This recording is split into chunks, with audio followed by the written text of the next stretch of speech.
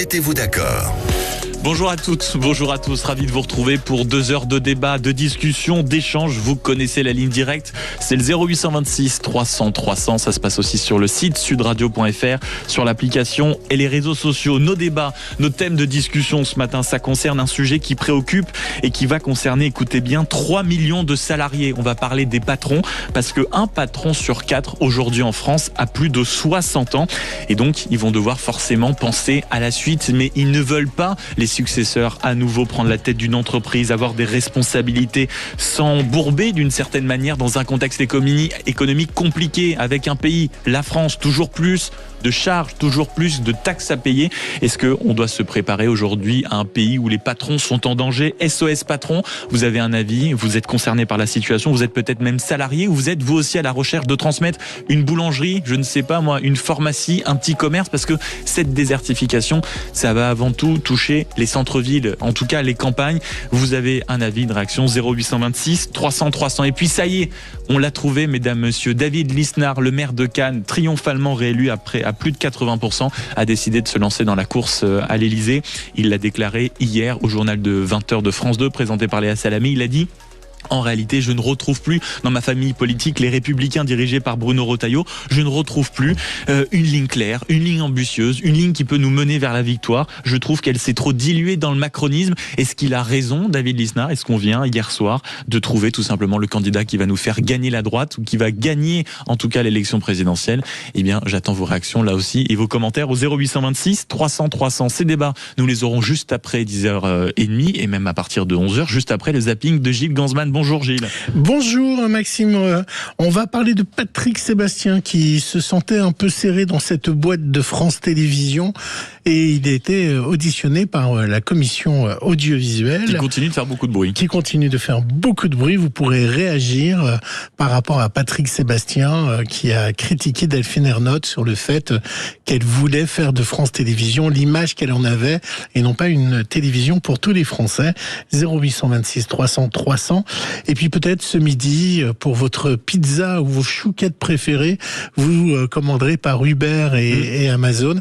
Et on verra s'il faut culpabiliser ou pas par rapport aux conditions de travail des livreurs Uber et Amazon. Et la question aussi qu'on peut se poser par rapport à ces plateformes, c'est que si demain, par exemple, un géant de ce type-là émergeait, est-ce qu'on serait prêt à payer 1, 2, 3 euros de plus éventuellement pour que les coursiers soient un peu mieux rémunérés? Est-ce que vous, par exemple, ça existe dans certaines villes, à Toulouse, à Lyon, à Bordeaux, des petites entreprises françaises qui travaillent avec les restaurants, peut-être que vous les utilisez. Est-ce qu'on doit se préparer à payer un peu plus cher pour mieux rémunérer ces coursiers? Et puis on pourra demander à nos auditeurs s'ils ont déjà donné un pourboire. Vous avez la possibilité de donner 1 ou 2 euros et est-ce que vous les donnez? 0826 300 300. Et pour le moment, dans Mettez-vous d'accord, il est 10h06, l'heure de le retrouver, celui qui nous fait tous trembler, Félix Mathieu.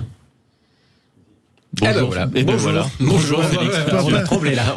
On a tremblé. Pas de jingle, vous pouvez sortir vos Non, mais le silence est déjà du Félix Mathieu. Mais je fais moins trembler que les ours consanguins. Exactement, les ours consanguins. Alors c'est pas le thème principal de la chronique, même si on va y venir. Les ours sont-ils menacés de consanguinité dans les Pyrénées?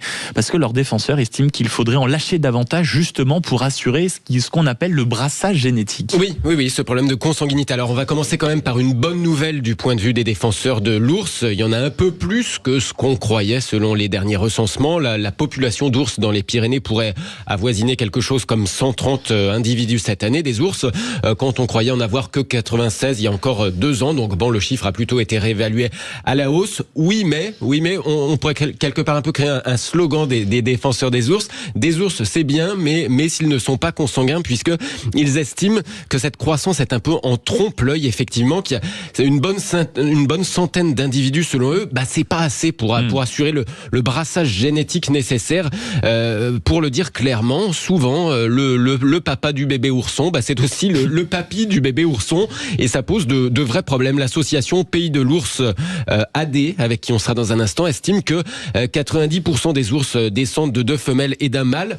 Ils craignent dans ces conditions qu'on ait Et plus, oui, d'ours consanguins, donc de plus en plus fragiles, de plus en plus stériles, et d'en appeler à commencer à en lâcher de nouveau une trentaine d'ours d'ici 2040 dans les Pyrénées. C'est ce qu'il réclame, dont 2/3 de femelles idéalement, pour maximiser ce brassage génétique qui semblerait faire défaut. Et ce rapport, forcément, agace les opposants à cette politique de réintroduction des ours. Oui, alors eux, ils répondent que, on le connaissait, ce risque de consanguinité, quand on a fait le choix de la réintroduction dans les années 90 et 2000. Ils nous disent aussi que ce seuil pour une population viable, 30 de plus sur 130 qui serait déjà là, ce serait pas assez, qu'il faudrait beaucoup plus pour avoir un seuil viable, ce qui évidemment est inenvisageable puisque, on le rappelle, les opposants mettent en avant notamment les risques de prédation sur les troupeaux pour les éleveurs. Et puis, pour en parler, nous sommes avec Alain Rennes, le directeur de l'association Pays de l'Ours AD, et c'est notre invité, Félix Mathieu. Bonjour Alain Rennes. Bonjour.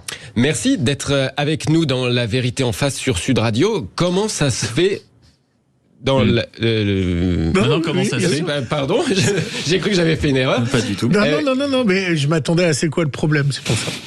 Oui. Non, mais il n'y a pas de problème, Félix. Allez-y, justement, il n'y a pas de problème. Comment ça se fait qu'on a de plus en plus d'ours, mais de plus en plus de consanguinité ? Ça paraît a priori paradoxal. En fait, c'est extrêmement simple. C'est que comme on a lâché trop peu d'ours au départ, ils se reproduisent entre eux, leurs descendants se reproduisent entre eux à leur tour, et donc on a un nombre d'individus qu'on appelle fondateurs de cette population qui est trop faible. Donc c'est pour ça qu'il faut la renforcer de manière à apporter de la diversité génétique. On a commandé une étude à un bureau d'études spécialisé qui établit que en lâchant une trentaine d'ours d'ici à 2040, ça permettrait d'apporter effectivement cette diversité et de limiter le problème de la consanguinité. Et j'apporte tout de suite une précision pour les personnes qui se poseraient la question. Le lâcher de ces ours n'augmenterait pas et n'augmentera pas le nombre d'ours total dans les Pyrénées à terme. Puisque de toute façon, les ours se reproduisent, ils vont continuer de se reproduire. Il y a une capacité d'accueil des Pyrénées maximum qui est évaluée entre 400 et 500 individus. Et quoi qu'il en soit, qu'on en lâche ou qu'on ne lâche pas, quand on aura atteint cette capacité d'accueil, le nombre d'ours n'augmentera plus. Donc la question n'est pas une question d'augmenter à l'infini le nombre d'ours.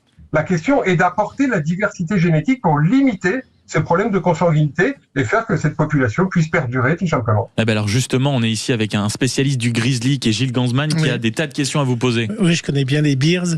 En fait, je voulais savoir si est-ce qu'on calcule qu'il y ait plus de femelles par rapport aux mâles pour justement éviter ce problème de consanguinité ? Est-ce qu'il y a des calculs qui sont faits par rapport à la reproduction ? Alors, on connaît très bien la population d'ours dans les Pyrénées. Je pense que c'est même la population animale sauvage la mieux connue au monde, puisqu'on connaît chaque individu, on a le pédigré de chaque individu, son père, sa mère, etc., son arbre généalogique complet. Et ce qu'on peut dire, c'est qu'actuellement, le sexe ratio est équilibré. On a à quelques unités près autant de mâles que de femelles, donc il n'y a pas de souci de déséquilibre de ce point de vue-là. Et alors, qu'est-ce que vous répondez à toutes ces associations qui sont quand même extrêmement inquiètes et qui ont peut-être encore aujourd'hui peur de la figure ours qui soit d'une certaine manière relâchée avec les conséquences dramatiques que l'on peut connaître ? Qu'est-ce que vous leur répondez à ceux qui sont extrêmement inquiets ?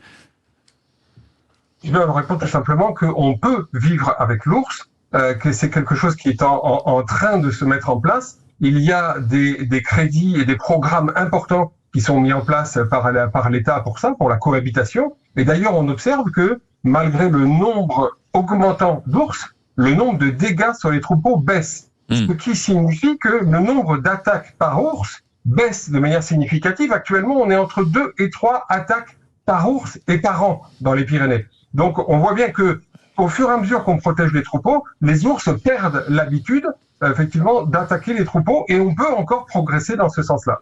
Enfin, si vous me dites 2 ou 3 attaques par ours et par an, je vois qu'il y a 130 ours cette année, on multiplie donc par 2 ou par 3, ça fait très vite quasiment une attaque par an, c'est quand même pas excessivement rassurant votre chiffre là.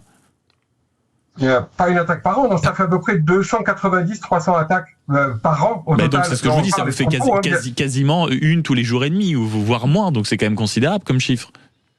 Alors attention, les attaques aux troupeaux ne se passent que pendant la période de transhumance, c'est-à-dire entre le mois de juin et le mois de septembre, voire octobre pour certains. Voilà. Donc c'est une période qui est limitée dans le temps, c'est bien connu, et des moyens, encore une fois, sont développés pour limiter ça, c'est le financement des postes de berger, c'est la fourniture de matériel de protection type clôture électrique, et c'est aussi l'utilisation des chiens de protection. Alors attention, je suis pas en train de dire que c'est facile, je suis pas en train de dire que c'est simple. Si c'était simple, ça serait résolu depuis longtemps. Ça demande beaucoup d'efforts, ça demande beaucoup de travail, mais à partir du moment où une décision a été prise de à la fois maintenir et développer le pastoralisme et à la fois maintenir et restaurer une population d'ours, c'est normal de mettre les efforts pour assurer la cohabitation. Merci beaucoup Alain Rennes d'être avec nous et on poursuit cette conversation dans un instant avec Gilles Gansman. Félix Mathieu, c'est quoi le problème ? Ces fameux ours menacés de consanguinité dans les Pyrénées avec toutes les questions que cela pose. Vous êtes bien sur Sud Radio et suite de la conversation avec vous. Alain Rennes, vous restez avec nous. Ça se déroule dans une poignée de secondes. À tout de suite. Sud Radio, 10h midi, mettez-vous d'accord.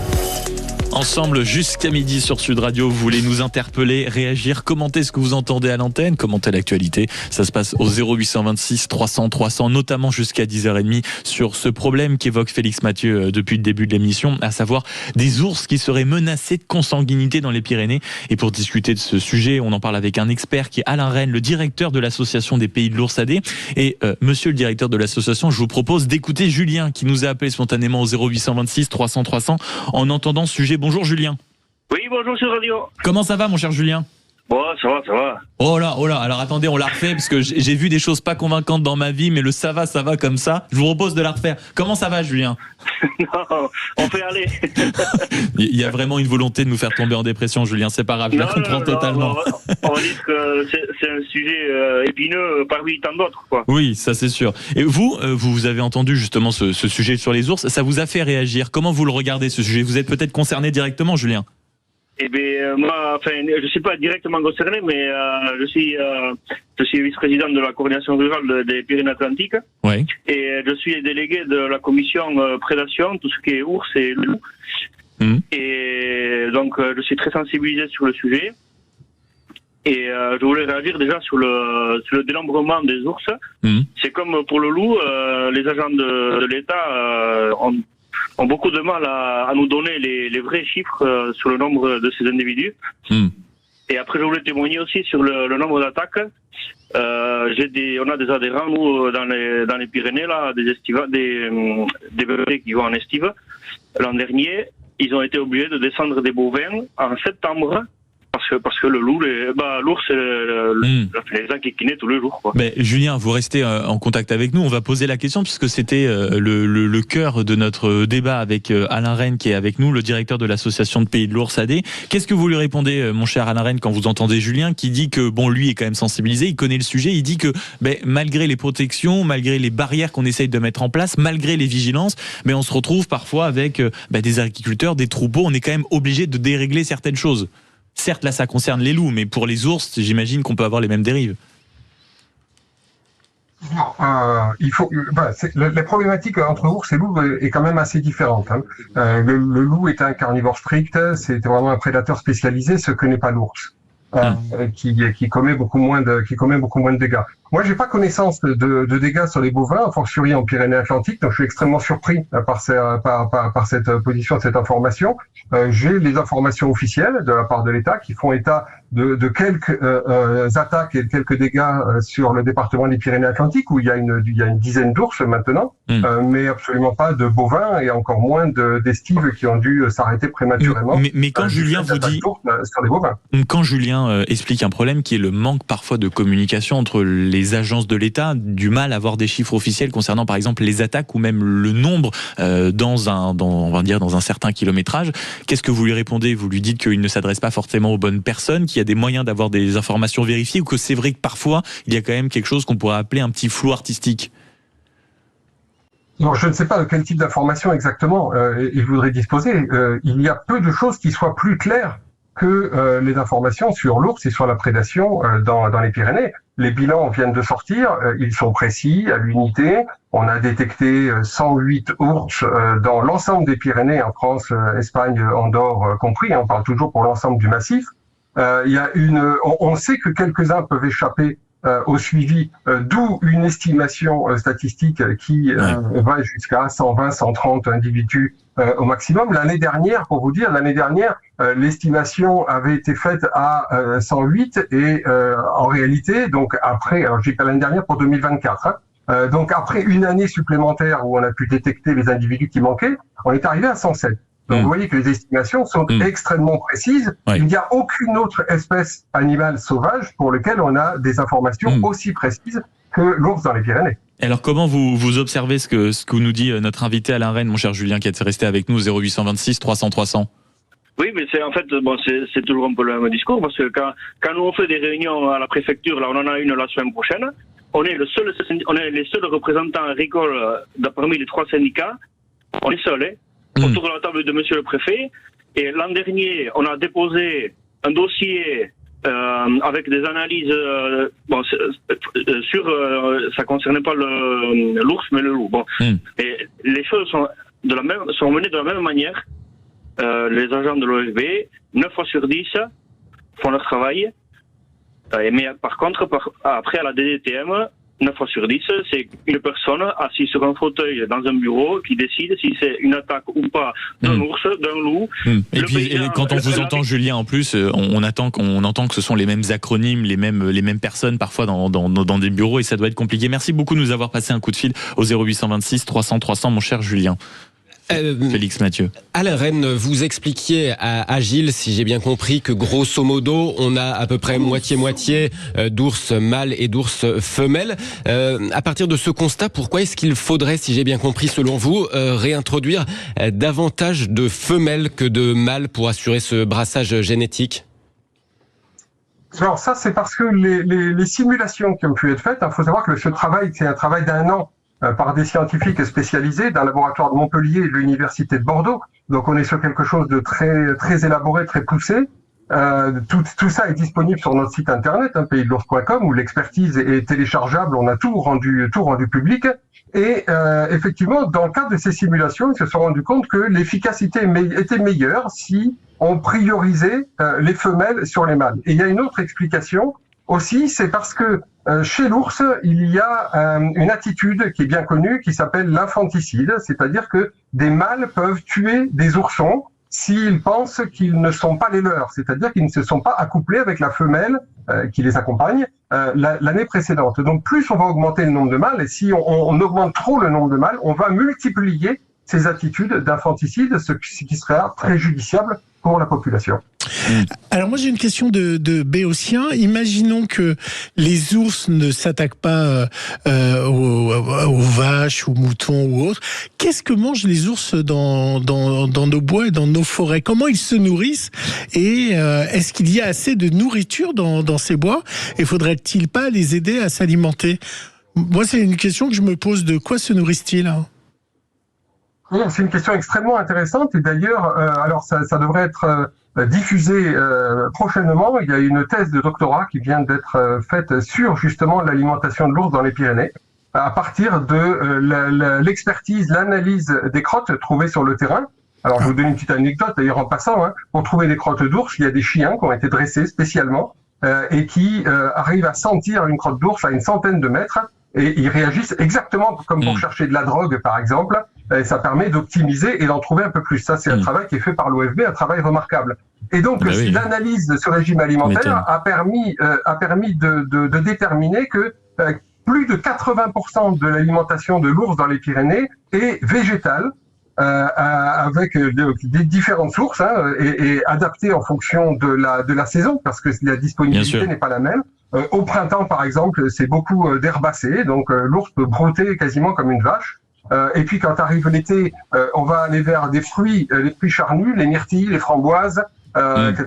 Et puis à l'automne, c'est plutôt les fruits secs qui permettent de constituer les réserves de graisse. Donc après cette parenthèse découverte, Alain Rennes, je vous propose aussi d'écouter notre auditrice Isabelle, qui nous a passé aussi un coup de fil au 0826 300 300. Bonjour Isabelle. Oui, bonjour à toutes et tous. Merci beaucoup d'être avec nous ce matin. Vous aussi, vous vouliez réagir par rapport à ce sujet d'ours. Qu'est-ce que vous vouliez nous dire? Alors, je me posais une question et je me dis, mais au lieu d'introduire les mâles, de nouveaux mâles, pourquoi est-ce qu'on ne procède pas à l'insémination artificielle? Directement l'insémination artificielle pour les ours. Sur les femelles, bien sûr. D'accord. Et à la reine, pour être sûr d'éviter la consanguinité, on choisit comme ça les bonnes gamètes. C'est intéressant ce que dit Isabelle avec les progrès de la science. Alors peut-être et pas des plus faciles, j'imagine. À la reine, est-ce qu'il y aurait une possibilité de pratiquer l'insémination artificielle pour en effet empêcher tout dérèglement, on va dire, tout dérèglement? C'est envisageable? Il y a des vétérinaires qui travaillent sur cette question et qui l'envisagent. Apparemment, ça a pu être fait à petite échelle. Par ailleurs, c'est assez complexe parce que c'est lié à la biologie de la reproduction de l'ours. Il faut savoir que les femelles ours n'ovulent pas de manière périodique comme on peut avoir pour des femmes par exemple, mais que l'ovulation est provoquée par l'accouplement. Donc c'est-à-dire qu'il faut arriver à provoquer l'ovulation pour ensuite pouvoir les inséminer. Et à ce moment-là, on pourrait effectivement sélectionner. Alors, encore faut-il se procurer du sperme d'ours mâle, ce qui ne doit pas être une petite affaire non plus. Mais apparemment, tout ça est théoriquement, techniquement envisageable. Sur le terrain, c'est une autre question. Il semble que la nature fonctionne pas mal. Si on arrive effectivement à corriger certains déséquilibres, on peut aussi les laisser faire et ça se passe très bien. Donc, intéressante question d'Isabelle. Merci beaucoup, ma chère Isabelle. Vous allez peut-être avoir donné envie à certains de faire d'autres doctorats. Donc, ne soyons pas trop précis sur les questions. Merci beaucoup de nous avoir passé un coup de fil au 0826 300 300. Je vous souhaite une belle journée. À vous également, à la reine, directeur de l'association Pays de l'Ours AD, d'avoir été avec nous ce matin. Et merci beaucoup, Félix Mathieu, d'avoir été avec nous, comme chaque matin. Avec grand plaisir. Et on vous retrouve. Mettez-vous d'accord. Je vous donne quand même le bon titre de l'émission. C'est quoi le problème? Voilà. C'est quoi le problème? Vous avez l'idée. Dans un instant sur Sud Radio, ce sera le zapping de Gilles Gansman. On va s'intéresser, on va se poser cette question. Est-ce que quand on voit les plateformes de livraison qui sont quand même la norme, notamment dans les grandes villes, on sait quand même que les conditions de travail ne sont pas des plus merveilleuses. Ils sont excessivement mal payés. Ils sont même clairement exploités pour la plupart. Est-ce que vous les utilisez, cette plateforme? Est-ce que vous avez un peu de remords? Est-ce que donc quand vous les utilisez, il vous arrive de laisser 1, 2, 3 euros de pourboire? Ou est-ce que vous faites en sorte d'utiliser les fameuses plateformes françaises? Parce qu'il y en a, notamment dans les villes, à Lyon, à Bordeaux, à Toulouse. Dans une matinale week-end, nous étions avec des jeunes justement qui travaillaient avec des restaurants locaux et avec des livreurs locaux. Est-ce que vous faites attention, en tout cas quand vous livrez, à toutes ces conditions, à toutes ces questions? Je vous pose la question, ça tombe bien, vous avez peut-être des réponses. 0826 300 300, mettez-vous d'accord. Reviens dans une poignée de secondes sur Sud Radio, à tout de suite. Sud Radio, le 10h midi, mettez-vous d'accord. Ensemble jusqu'à midi pour débattre, pour converser, pour tout simplement faire le tour de l'actualité avec vous, amis auditeurs. Ça se passe au 0826 300 300 sur le site sudradio.fr, sur l'application ainsi que sur les réseaux sociaux. Pour débattre de l'actualité aujourd'hui, on est avec Geneviève Gotzinger, présidente de l'agence Image. Bonjour ma chère Geneviève. Bonjour. Mehdi Reich, analyste politique. Anthony Martin-Smith, animateur qu'on retrouve régulièrement sur Sud Radio, notamment le samedi à partir de 20h30.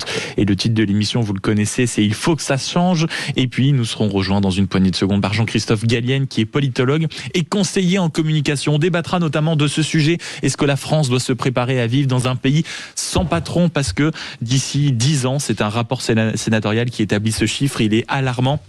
C'est près de 500 000 établissements qui devront tout simplement changer de patron. Pourquoi? Parce qu'un patron sur 4 en France, il est quoi? Il est âgé de plus de 60 ans. Et ces changements, ça concerne 3 millions de salariés. Vous êtes donc peut-être directement concerné, amis auditeurs. Vous êtes peut-être patron, vous n'arrivez pas à passer la main. Vous voyez également que vous avez une volonté de passer la main, mais vous êtes confronté à des salariés et une génération qui n'a pas envie de responsabilité, qui n'a pas envie d'absorber ou en tout cas d'aller se confronter à la force de l'État, c'est-à-dire les impôts, c'est-à-dire les taxes, c'est-à-dire les charges, c'est-à-dire les difficultés qu'on voit dans le milieu du travail. Vous nous passez un coup de fil au 0826 300 300 et puis peut-être qu'on a trouvé où il y avait désormais le terme qu'on appelait l'envolée, l'échappée solitaire dans le cyclisme. Il y a désormais l'échappée solitaire en politique. C'est David Lisnard, le maire de Cannes, qui était hier l'invité du 20h de France 2 chez Léa Salamé et il a dit LR, ce n'est plus pour moi. Je sais qui peut sauver la France. On lui a dit ah bon, mais qui? Il a dit c'est moi.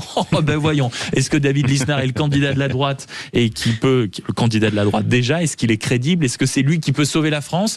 0826 300 300. On est sobre ce matin sur Sud Radio, il est 10h03 et comme tous les matins dans Mettez-vous d'accord, c'est l'heure de retrouver le zapping de Gilles Gansman. Rebonjour mon cher Gilles. Et oui, moi je vais vous parler de 4 milliards dans le budget de France Télévisions. Hier, on n'a pas fait tourner les serviettes à la commission d'enquête sur l'audiovisuel public, mais plutôt les petits secrets du plus grand cabaret de France Télévisions.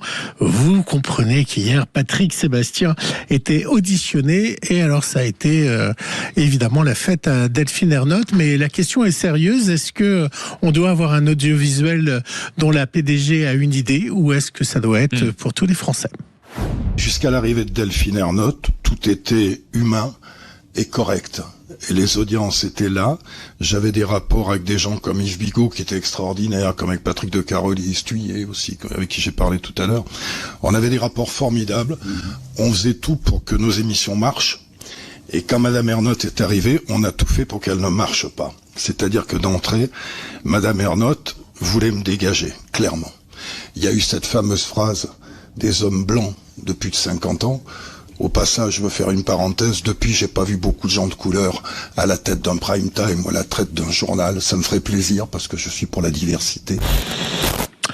Alors, est-ce que vous avez suivi cette commission et comment vous réagissez aux propos de Patrick Sébastien? Et pour ajouter la première question de Gilles, est-ce qu'en effet, on doit avoir à la tête de l'audiovisuel public une patronne qui sait où elle veut aller, quitte à déplaire en interne à des personnalités comme Patrick Sébastien, ou alors être patronne de France Télévisions aujourd'hui, ça veut dire être d'accord avec tous ces animateurs et servir d'une certaine manière, non pas de potiche, mais simplement de dirigeante de papier pour ensuite laisser place à ces animateurs. Geneviève Kotzinger. Est-ce qu'elle sait où elle veut aller? Je ne sais pas si elle sait où elle veut aller.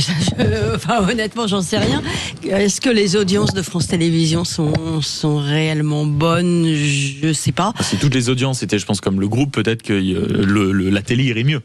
Oui, enfin bon, je suis pas certaine. Je vois par exemple la destruction de France 3, ce qu'elle a fait au niveau local avec les chaînes, c'est pas extrêmement probant. Bon, il y a sans doute du bien et du moins bien. Après là, c'est évident qu'on assiste à un petit règlement de compte personnel de Patrick Sébastien, qui a en fait en réalité pas beaucoup d'intérêt.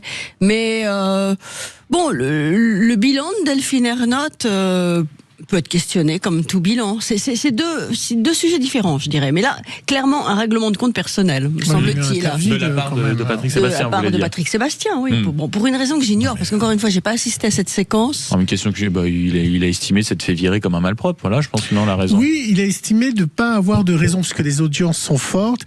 Et en fait, il y a une vérité dans ce qu'il dit, c'est que Delphine Ernotte n'a pas envie d'avoir une télé beauf. C'est-à-dire qu'elle est plutôt dans une démarche intellectuelle sur la diversité, sur une représentation de la France différente, et que c'est une politique qu'elle a mis en place et qu'elle a annoncé dès le départ. Je me mets aussi à la place de ceux qui vous écoutent, mon cher Gilles. Où sont les émissions intello? Le Grand Échiquier, par exemple. Oui, alors c'est quoi combien de fois par mois le Grand Échiquier? Une fois tous les trimestres. Donc je veux dire, moi j'adore les grandes émissions culture. Je pense à même ceux qui regrettent peut-être le temps du service public avec Pollack, Pivot, parce que c'est les grandes heures.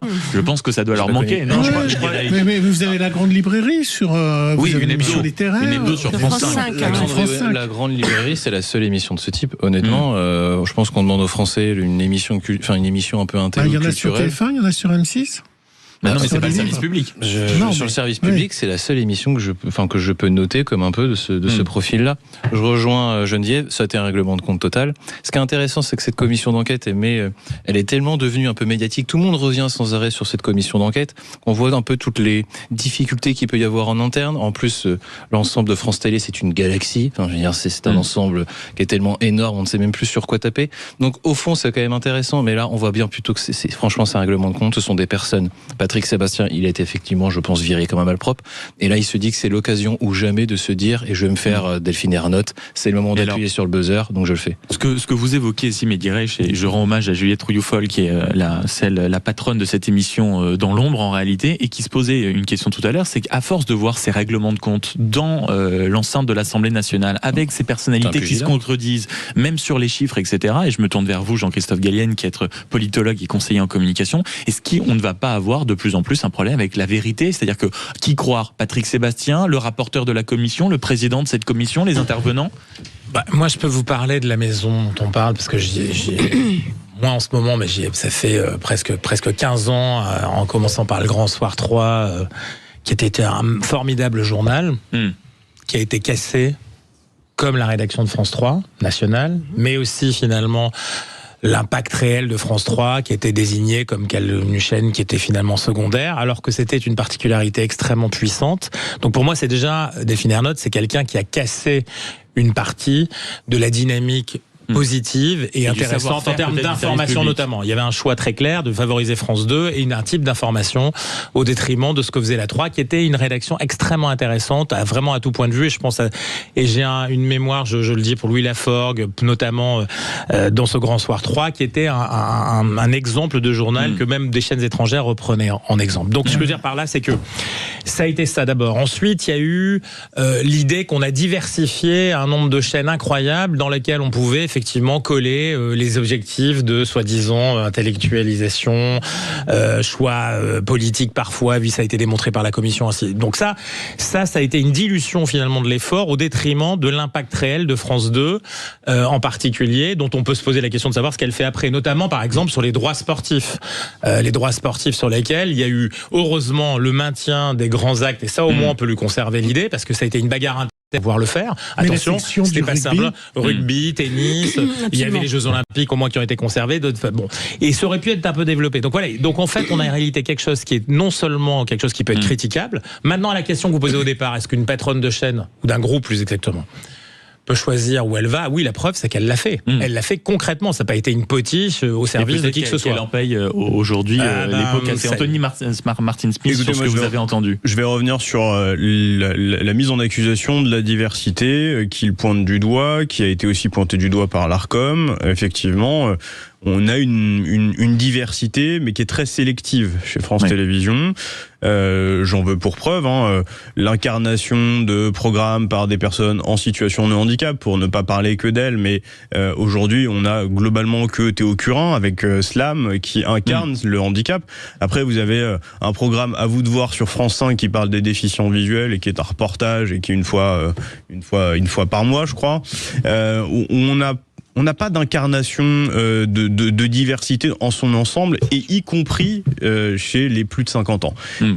Patrick Sébastien, il avait ce truc, c'est qu'il plaisait à une partie de la population. Il faisait des audiences, on n'aimait pas, mais il avait son public. Elle a décidé de rompre avec ça, et effectivement, je rejoins ce que disait Mehdi, c'est que il a été viré comme un malpropre. Aujourd'hui, il a envie de revenir sur la scène médiatique, parce qu'en fait, sinon, sans ça, il n'existe plus. Et puis surtout, comme on dit très familièrement aujourd'hui, il a la haine, parce que il ne facture plus ce qu'il pouvait facturer auparavant, et il gagnait confortablement sa vie. Voilà, il a parlé vrai. Et il y a une chose qu'il faut rajouter, qui a été annoncée la semaine dernière, c'est la fin de l'idée de faire un service public qui va être avec Radio France, qui était le projet de Rachida Dati, avec le départ de Rachida Dati.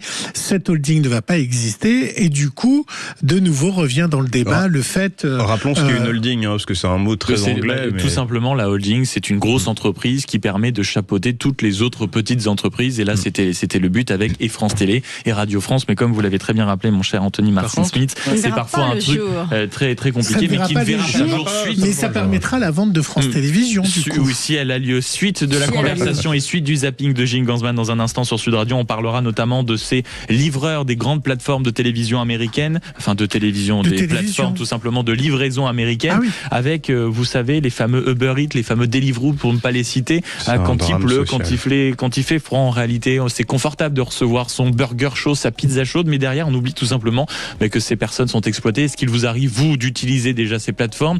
Est-ce que vous leur mettez aussi quelques pourboires, ou est-ce que vous utilisez tout simplement des initiatives locales? Ça existe à Toulouse, à Lyon, à Bordeaux, à Paris, et que vous faites extrêmement attention à ça. Vous nous passez un petit coup de feu. Vous prenez vos 2 jambes pour aller chercher votre hamburger. Ou alors peut-être que vous faites du à emporter, c'est du Uber Eats made in France.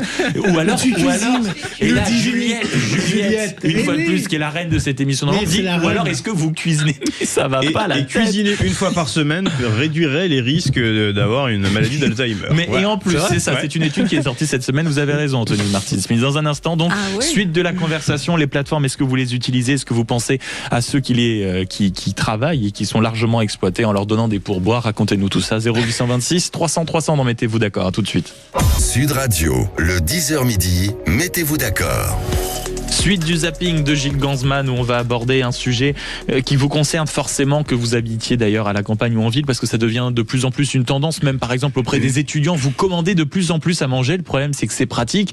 C'est sûr que c'est bien de rester au chaud après une petite douche dans son canapé en voyant tout d'un coup comme ça monter sans qu'on comprenne vraiment pourquoi le burger jusque devant sa porte. Mais il y a des gens, ils sont exploités, mon cher Gilles Gansman. Et oui, dans une heure et demie peut-être, vous allez utiliser soit Uber Eats, Amazon ou Deliveroo pour vous faire livrer vos agapes. Alors certains pensent que c'est de l'esclavage moderne, d'autres pensent que ça donne du travail, que c'est une modernité. Alors est-ce que vous culpabilisez? Peut-être après avoir écouté cette enquête du 20h de France 2, vous allez avoir une autre opinion. Pour gagner sa vie, il roule 6 jours sur 7. Comme lui en moyenne, les livreurs à vélo travaillent 63 heures par semaine. Il n'y a pas d'horaire. Il faut patienter juste pour attendre l'arrivée des commandes. Un métier et des cadences éprouvants pour des livreurs souvent très précaires, avec des conséquences directes sur leur santé. Selon une étude que nous vous révélons en exclusivité, 66% des livreurs souffrent du dos, 63% de maux de tête et 53% de troubles du sommeil. 59% d'entre eux déclarent avoir déjà eu au moins un accident du travail, avec parfois des conséquences dramatiques. Il y a 1 an, Isidore est en train de faire une livraison à vélo lorsqu'il est renversé par une voiture. Traumatisme crânien, 2 semaines de coma et à son réveil... J'ai complètement perdu l'équilibre. J'arrive même pas ni à marcher. Je ne parle plus. J'entends très faiblement. Et des chiffres édifiants dans l'enquête qu'on vient d'entendre. Des chiffres édifiants et évidemment un travail plus que précaire. Est-ce que quand vous commandez, vous pensez à ces livreurs? D'un autre côté, ça leur donne un travail. Comment vous regardez? Est-ce que vous commandez autour de la table? Oh oui, non, absolument pas. C'est pour des raisons d'ailleurs qui sont très clairement ce qui a été indiqué là. Je peux pas supporter l'idée qu'on ait cet esclavage sur nos trottoirs, quel que soit l'arrondissement où on vit en Paris, négligé, totalement poussé à la chute, effectivement, lié au fait que pour gagner un tout petit peu d'argent, il faut qu'il fasse beaucoup de livraisons. On est face à quelque chose qui, pour le coup, est vraiment un esclavage. Un esclavage porté par des gens, en plus, qui ont les licences. Vous assumez le mot esclavage, oui, non, mais alors pire que ça, c'est-à-dire que c'est un trafic d'êtres humains, parce qu'en fait, en réalité, derrière tout ça, il y a l'idée qu'en plus, on est en trafic d'êtres humains, parce que les licences qui sont accordées par les compagnies, je vais pas les citer, notamment Global, aux gens qui ensuite exploitent ces gens-là, sont des gens qui sont finalement, parfois et très souvent, à la jointure du blanchiment, d'autres trafics, et ainsi. Donc on le sait. Donc on ferme les yeux, et je pense qu'il y a quelque chose... Donc vous ne commandez pas autour de la table. Ça devrait être proscrit totalement. Il y a des pays de... Un délit pour ceux qui commandent, peut-être.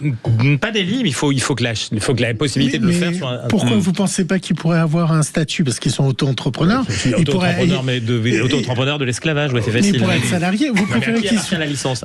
Vous préférez qu'ils soient esclaves dans les cuisines de restaurants? Je préfère aligner pas ça. Gilles, on va peut-être éviter de faire des nuances d'esclavage. Oui, bien sûr. Être sans papier mal payé dans les cuisines d'un restaurant et être sans papier éventuellement mal payé sur un vélo, à partir du moment où ce sont de telles conditions d'emploi, ce n'est pas normal. Il y a une réalité, c'est que ces gens-là sont foutrement mal payés. 6 € de l'heure en moyenne pour 63 heures par semaine en moyenne, c'est totalement inconcevable et personne en France n'accepterait ces conditions de travail-là. Et c'est bien pour ça qu'il y a une exploitation je dirais commerciale, parce que on peut pas parler d'esclavage. Si, une exploitation humaine. Non, on peut. Bah si. Non, mais Jean-Christophe, je vous ai pas interrompu. Donc il y a au moins la correction de pas le faire à mon égard aussi. Vous avez tout à fait raison. Finissez, Anthony, et ensuite on ira au standard justement où un livreur nous appelle. C'est au moins une exploitation commerciale, parce que le mot esclavage, si vous voulez, moi il me ramène à des choses très tristes de notre histoire, et donc je veux qu'on fasse très attention quand même aux mots qu'on emploie. Maintenant, qu'il y ait des réseaux qui exploitent ces gens-là, et là où il y a de la traite humaine, là je vous rejoins, Jean-Christophe, ça je suis totalement d'accord et ça a été démontré, mais là il y a une exploitation commerciale, parce que les plateformes que Gilles Gansman tout à l'heure a rappelé ont une responsabilité dans le niveau de rémunération qu'elles accordent à ces personnes-là, et c'est aussi le cas d'ailleurs chez les VTC, parce qu'il y a des plateformes qui exploitent aussi des VTC en parallèle de ces livreurs. Moi je vais vous dire juste un autre point de vue, c'est que, par exemple, j'utilise fréquemment ces plateformes. J'ai un respect total pour ces gens-là et je leur laisse des pourboires parce que je sais les conditions qui sont les leurs et qui sont difficiles. Elles aident énormément les personnes en situation de handicap ou les personnes malades, parce que quand vous pouvez pas aller faire vos courses tout seul ou que c'est une source de stress, etc., et ben je vous garantis que ça rend bien service. Je vous propose qu'on aille prendre la température avant de vous interroger, Geneviève Kotzinger et Mehdi Reich, avec justement un auditeur qui nous a appelé et qui est livreur Uber Eats au 0826 300 300. Bonjour Elliot. Oui, bonjour Maxime, bonjour tout le monde. Merci beaucoup de nous avoir appelé, mon cher Elliot. Et vous êtes livreur Uber Eats alors ? Oui, c'est ça. Alors, moi, je suis livreur Uber Eats et j'ai des papiers, je tiens à préciser. Oui, mais c'est rassurant. Et merci Elliot pour ce que vous faites. C'est que du semi-esclavage du coup. Non, mais plus sérieusement, mon cher Elliot, vous le faites volontairement, vous le faites en plus de nos études. Comment vous regardez les choses, mon cher Elliot ? Pourquoi vous le faites ? Non, alors clairement je le fais parce que j'avais arrêté les études rapidement et j'avais pas, c'était le travail le plus facile à trouver. C'est la solution d'un point. Mais après il faut dire quand même les choses telles qu'elles sont. Aujourd'hui, les conditions ressemblent quand même de plus en plus à l'esclavage moderne. Parce que les gens ne se rendent pas compte de ce qu'il y a derrière une commande. Une course de 10 km, parfois on est payé à peine 6,50 €. Elliot, racontez-nous concrètement, c'est intéressant ce que vous dites. Elliot, aujourd'hui, vous faites par exemple une journée, vous pédalez, vous livrez des repas. Aujourd'hui, allez, une bonne journée, pour vous, c'est combien d'euros ? Une bonne journée, on peut monter... Moi, je montais à 1 600 € par mois, tout déduit avant, et maintenant, on est à peine à 1 100 €. Donc, pour travailler 6 jours sur 7 ? Oui, ouais, voilà, c'est ça. Et pour pédaler, combien de kilomètres par jour ? Je peux monter facile à plus de 45 km par jour. Ouais. Donc, la prochaine étape, là, c'est le Tour de France, Elliot. Non, comment on envisage ce projet ? On va dire que les mollets sont en forme. Oui. Il y a un entretien des mollets, c'est ça. Merci beaucoup, Elliot. Juste une question pour Elliot. Est-ce que les gens vous donnent de la main à la main des pourboires ou est-ce qu'avec l'application, vous avez également des pourboires ou vous avez jamais de pourboires de la part des gens qui commandent ? On en a quand même quelques-uns, mais c'est plus ou moins de main en main en fait.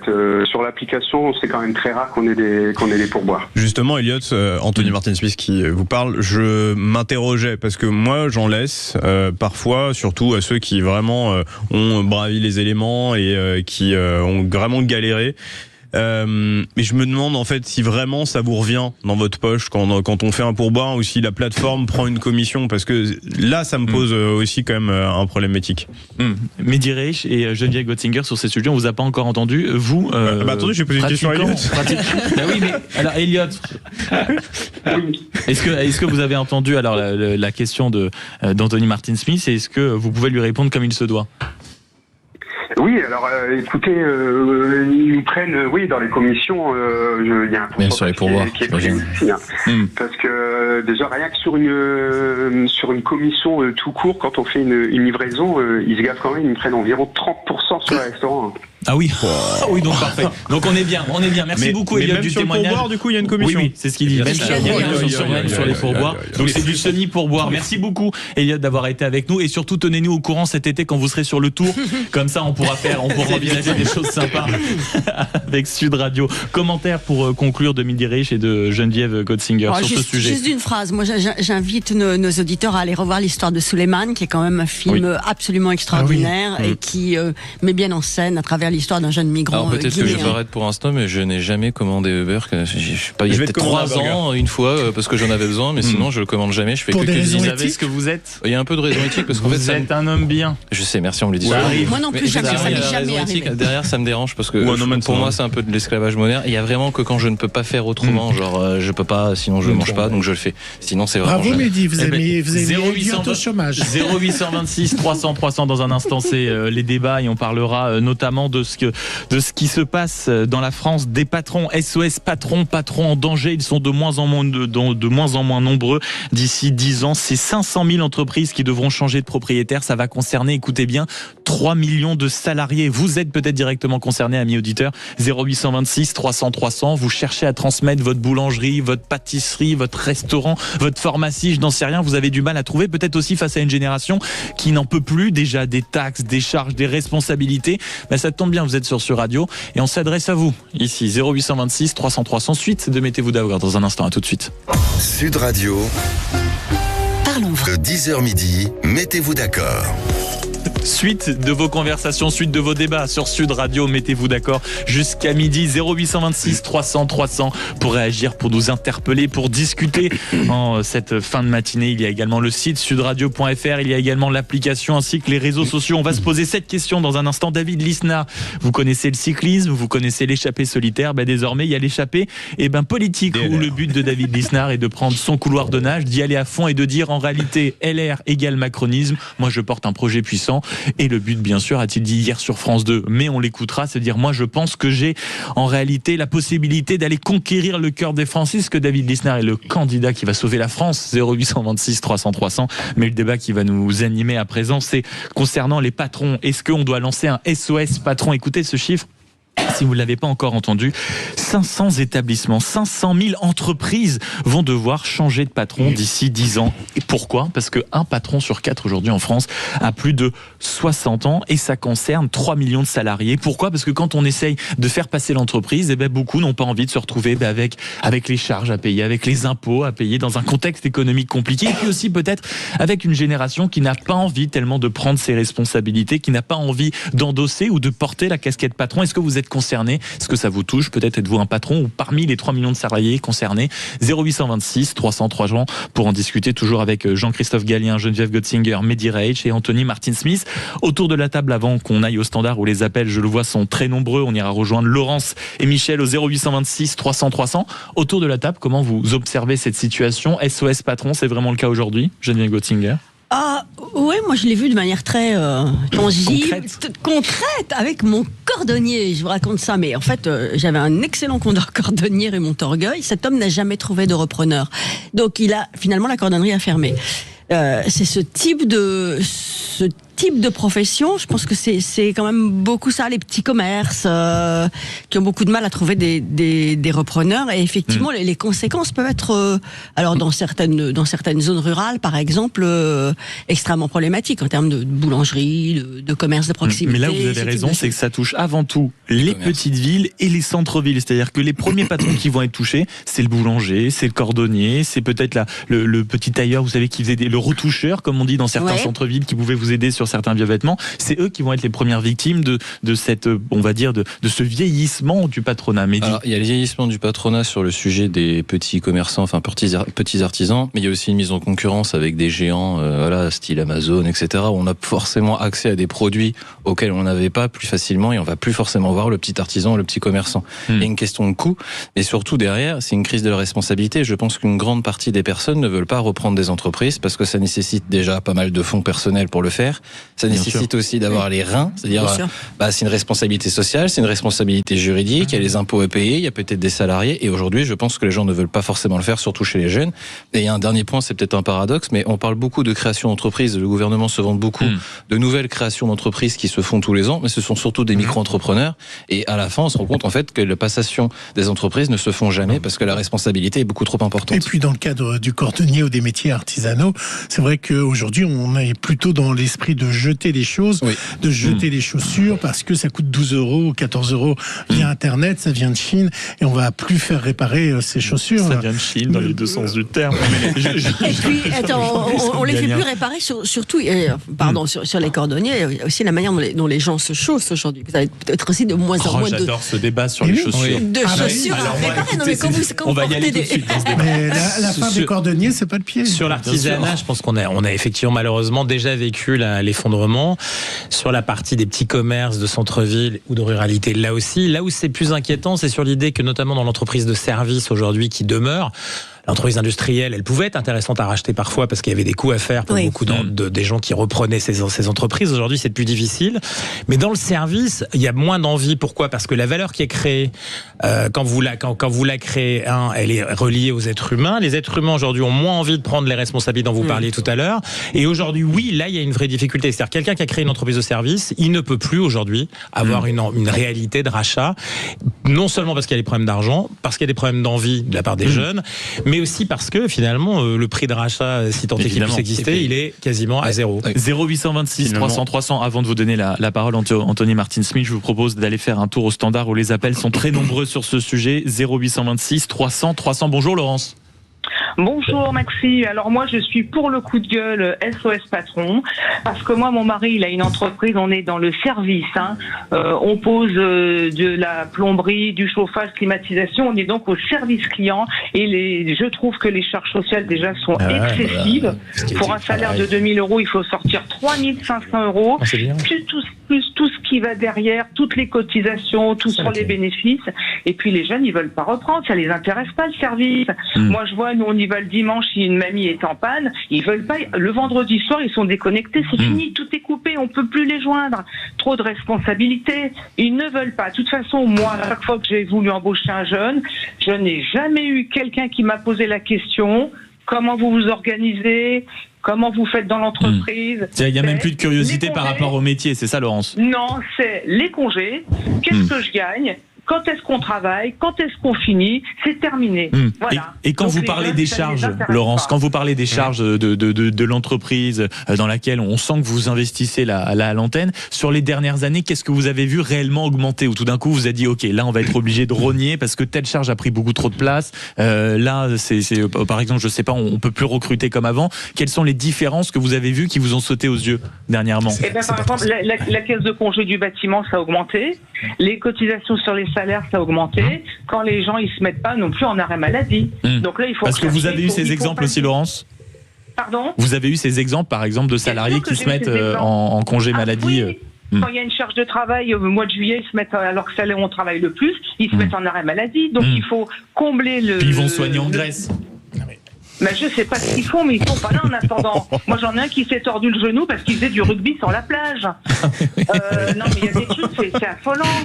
Non mais c'est pas des blagues, je veux dire c'est terrifiant. Les gens ça les intéresse plus le boulot. Ouais, et donc moi, ça se ressent. Moi je suis de la vieille école avec mon mari, on avait le respect du client, on avait le service, on allait dépanner. Moi j'ai une mamie de 80 ans qui me dit ça chauffe pas. Ah bah écoutez madame, attendez, c'est le week-end, vous allez vous peler jusqu'à lundi matin, on fait rien. Et voilà, il y a plus de service, les gens ça les intéresse pas. 0826 300 300. Merci beaucoup Laurence d'avoir parlé vrai et de nous avoir apporté ce témoignage. Anthony Martin. Si vous permettez, je rebondis justement sur ce que vient de dire Laurence.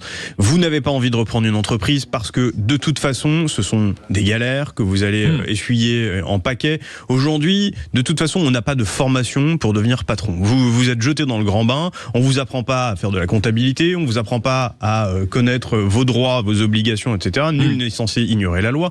Mais vous le savez, Maxime, vous êtes vous-même chef d'entreprise. C'est quand même très difficile aujourd'hui de gérer une boîte, de gérer des salariés, etc. Vous avez votre responsabilité qui est engagée, et puis vous êtes écrasé par des taxes en pagaille. Et en termes de temps, c'est considérable. Et le temps que vous y passez, c'est considérable. Les gens qui veulent absolument être à 35 heures, moi je suis désolé, pour avoir été entrepreneur très longtemps dans ma vie, j'étais plutôt à 70 heures, 75 heures par semaine. Et c'est le minimum. Parce que la plupart du temps, les semaines sont aussi beaucoup plus conséquentes. Mais bien évidemment. Et d'ailleurs, tout à l'heure, avec Perico Légas, on sera sur Global Industrie. Ça sera très intéressant de voir comment l'industrie arrive à se transformer avec ces nouveaux modèles sociaux qu'on veut essayer de nous faire entendre en nous disant que ce serait la norme. Non, c'est pas la norme de travailler si peu pour autant d'avantages. Il y a des gens qui se crèvent la tâche et qui se crèvent au boulot, quoi.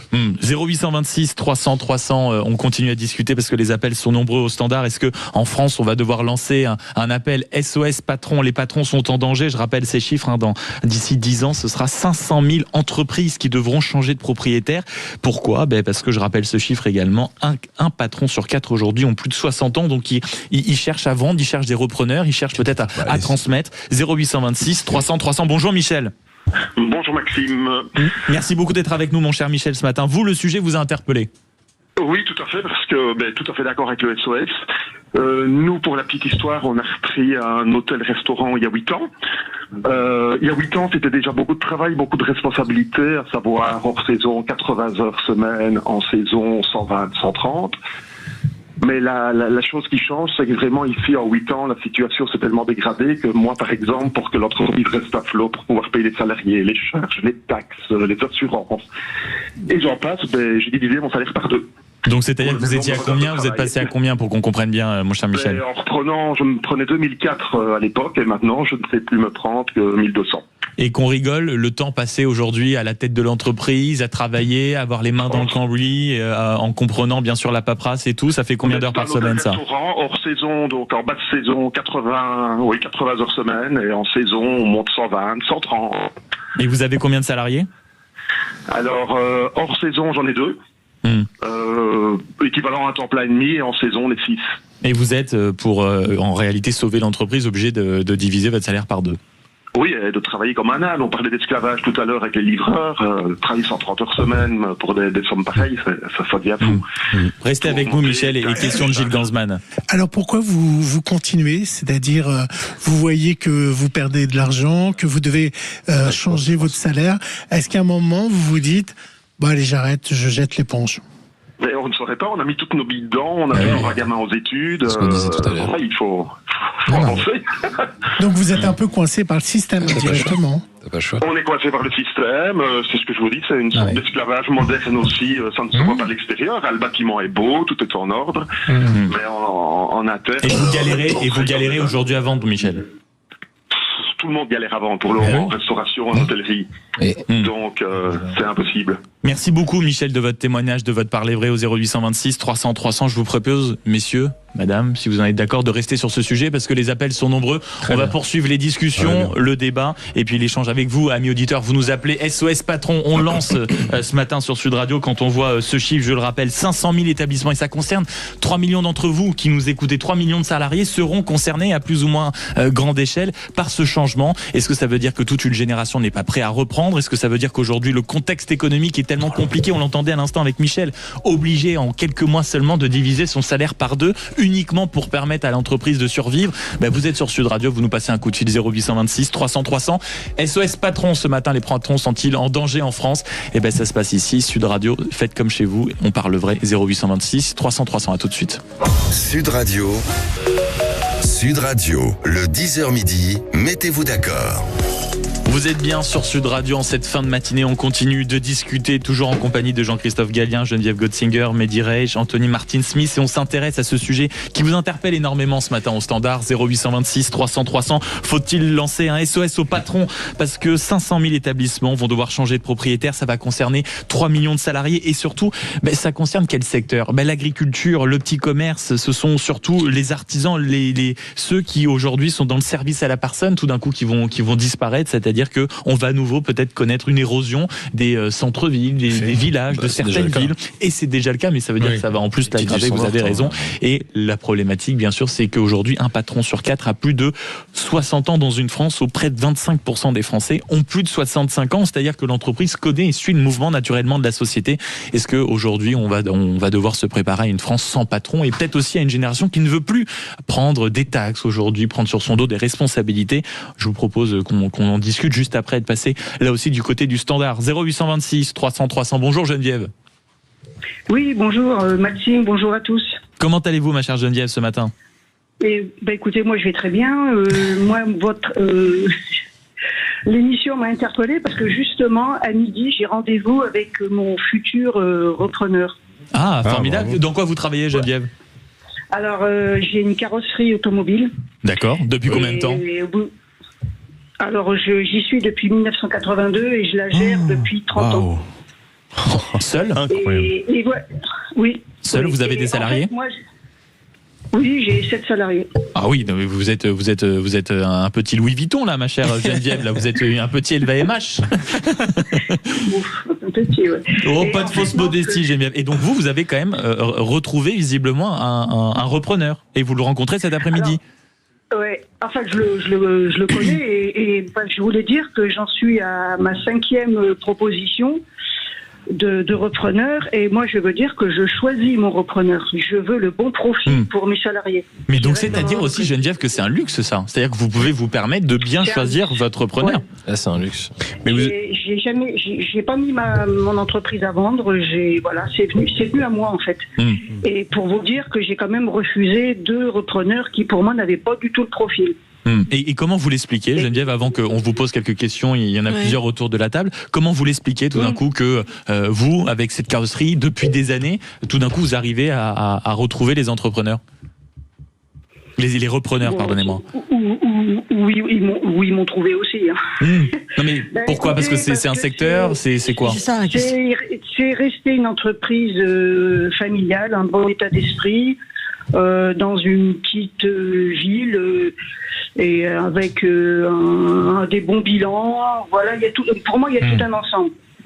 Le domaine d'activité aussi ? Le domaine d'activité joue, à votre avis, la carrosserie ?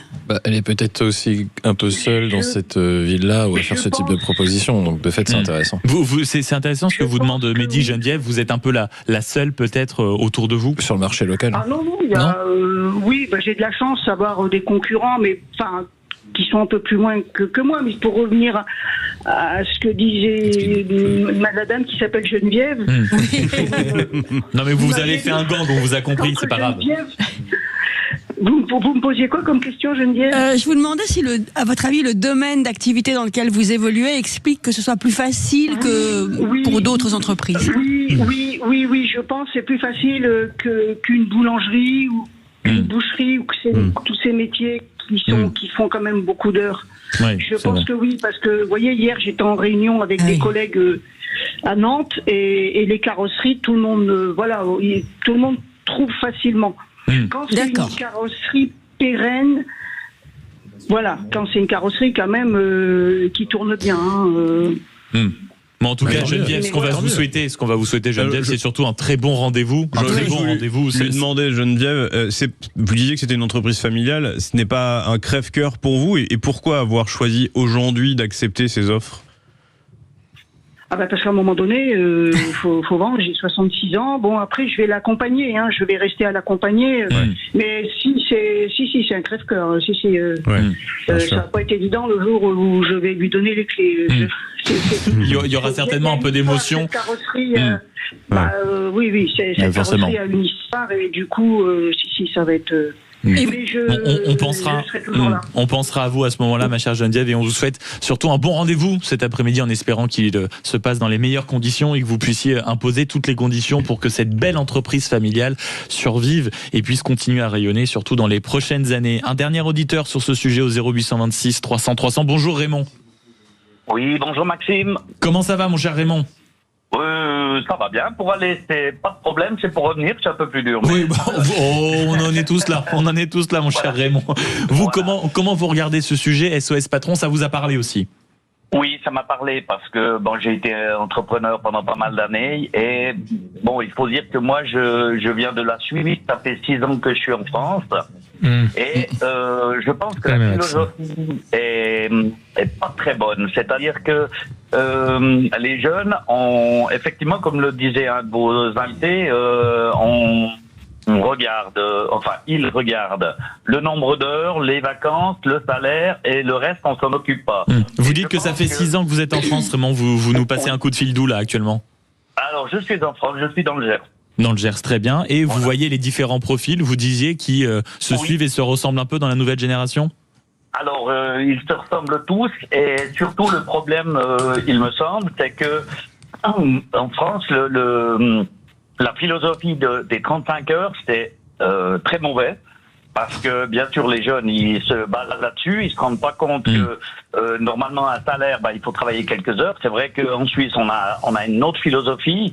Et je pense que si vous voulez en France que les jeunes s'intéressent un peu plus à reprendre des sociétés, il faudrait déjà remettre peut-être du 42-45 heures par semaine, un âge de la retraite plutôt près des 65 que des 60, et puis ce qui ferait que automatiquement les salaires seraient un petit peu plus hauts, mais il y aurait moins d'écart entre celui qui est employé et celui qui veut se mettre indépendant. Remettre en réalité le travail au cœur du dispositif peut-être politique et économique. Merci beaucoup Raymond de nous avoir appelé et merci beaucoup de nous avoir fait vivre un peu de Suisse avec nous ce matin.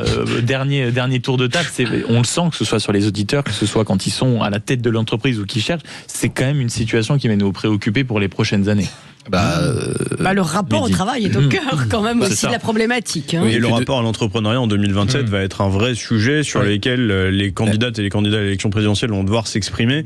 Ça va être intéressant de voir quelles vont être les premières mesures proposées en la matière. J'ai été interpellé sur, je crois que c'était dans le Parisien où Gérald Darmanin s'entretenait cette semaine et où il disait justement que il fallait être davantage aux côtés de nos entrepreneurs et de nos patrons et en prendre soin. Alors bon, c'est de la formule politique, mais en réalité c'est tellement vrai parce que on a des situations qui sont très dures. Là, depuis tout à l'heure, on parle de reprise d'entreprise, mais on ne parle pas des entreprises qui, suite au Covid, se sont cassées la figure, des entreprises qui encore aujourd'hui continuent à rembourser leur PGE.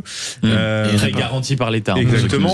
Je cherchais l'acronyme, merci. Je vous en prie. Et qui, du coup, aujourd'hui, payent encore les pots cassés de cette période-là. Donc, ça va être très intéressant de voir en 2027 comment on va mettre le sujet de l'entrepreneuriat et du rapport au travail. Certains, en effet, vont s'en sortir et si certains vont réussir à prendre leur sur la table. Si on va mettre ça sur la table. Bien sûr. Et sans cliché et avec un peu de sérénité. Jean-Christophe Gallien. Au-delà de l'idée que la jeunesse voudrait plus travailler, voudrait plus entreprendre, ce qui est pas tout à fait vrai quand même, ça tourne presque au cliché. L'idée, c'est que vous avez en France, et on compare par rapport à l'auditeur suisse, une fiscalité de l'heure travaillée, si vous voulez, qui est trop importante. C'est-à-dire qu'en réalité, autant la machine va être peu taxée, autant l'être humain va être très taxé. Et ça, tant qu'on en restera là, si vous voulez, dans un contexte où entre la machine et l'argent, où il y a très peu de fiscalité, l'être humain, lui, quand il travaille, il est taxé, et ça pose une difficulté. Ça, c'est le premier point. Ensuite, dans toutes les entreprises dont on a parlé, vous avez une consommation d'électricité qui est très importante. Et beaucoup de pays aujourd'hui, dont la France en particulier, il y a même des usines qui ne tournent plus parce que leur rapport à la marge ensuite de ce qu'ils vendent, à la fois en termes de produits ou de services, est tué dans l'œuf par le prix de l'électricité. Et on va vers quelque chose qui va s'arranger parce que là aussi c'est très taxé. Donc tant que les candidats, monsieur Lisnard, monsieur Darmanin ou je ne sais qui, ne mettent pas les mains dans ce cambouis-là, c'est-à-dire oui, fiscalité du travail et prix de l'énergie, justement, la fin midi. Jean-Christophe a bien expliqué les deux points que je voulais mettre en avant sur la fiscalité et le coût de l'énergie.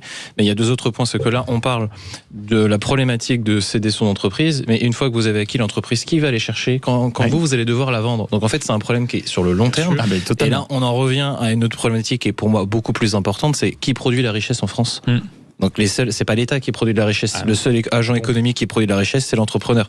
Si l'entrepreneur n'est pas dans une bonne position et on retombe sur les problèmes de fiscalité, votre système économique, il est mort. Et vous ajoutez à cela que de plus en plus, au plus haut sommet de l'État, c'est-à-dire du côté de Bercy, beaucoup s'inquiètent que dans ce contexte, qui va venir racheter les entreprises? Ce sont nos amis étrangers, nos amis européens, ce sont également les Américains, les Chinois, peut-être parfois de moins bons amis que certains pays voisins. Et en tout cas, à partir de mi-avril, Bercy prendra certaines mesures pour que justement ces reprises d'entreprises soit facilitée. Il est 11h29 sur Sud Radio. Dans un instant, on conclut cette émission. Mettez-vous d'accord par les coups de cœur et les coups de gueule. À tout de suite. Sud Radio, le 10h midi, mettez-vous d'accord.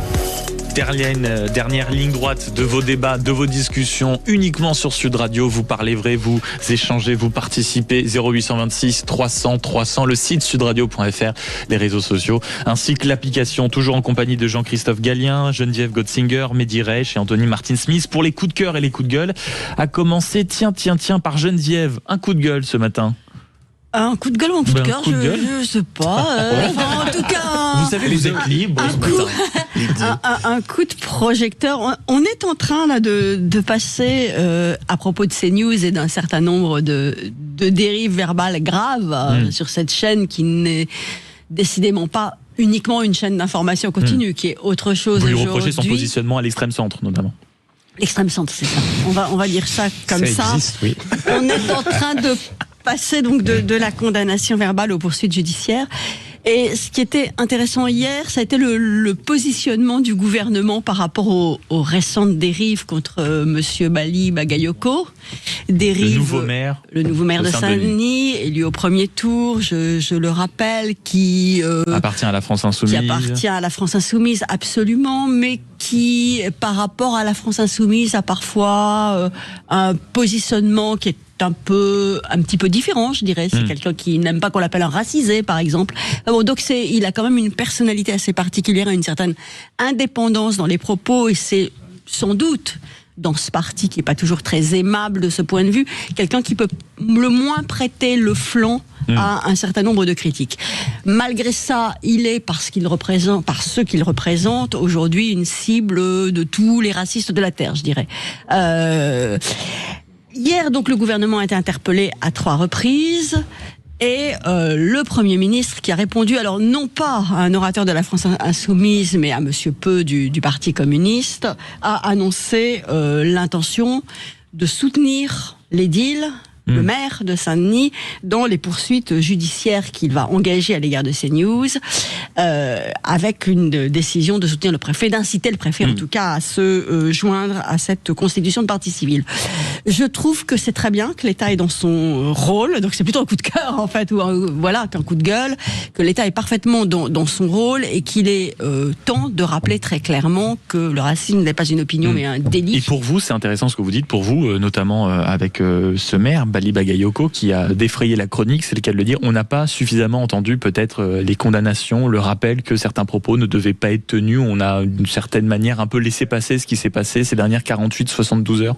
Je trouve qu'on l'a un peu laissé passer et qu'effectivement que dans l'esprit de certaines personnes viennent spontanément en expression la comparaison avec des animaux quand on évoque un édile noir, c'est quelque chose de gravissime. Et ça n'a pas été effectivement assez dit, assez condamné.